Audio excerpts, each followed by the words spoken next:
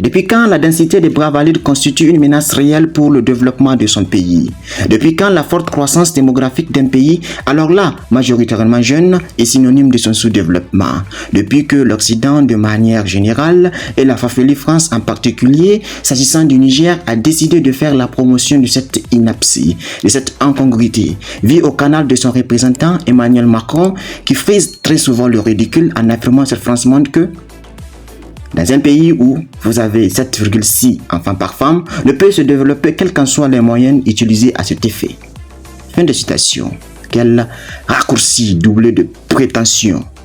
Conception idéologique qui a eu à germer dans la tête de quelques malades de nos dirigeants africains complexés, instrumentalisés et téléguidés, qui frisent et aussi, très souvent, le ridicule, allant pour certains dirigeants que nous connaissons tous, à empêcher les membres de son propre gouvernement à prendre une seconde épouse au nom de cette folie.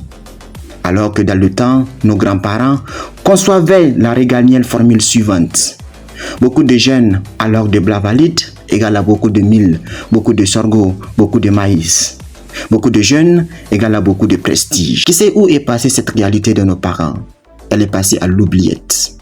Vous indiquerez cela dans les commentaires pour les esprits avides de réponses. Pourquoi la forte croissance démographique constituerait une bonification pour la Chine, pour l'Inde et même pour le Nigérien voisin, pour ne citer que cela, mais constituerait une malédiction pour le Niger? N'est-ce pas là une incongruité malicieusement entretenue par nos politiciens pour détourner l'attention sur ce qui est à la base réelle de notre sous-développement? La corruption, la teinture des caractères, la discrimination, parents, amis et connaissances, j'allais dire.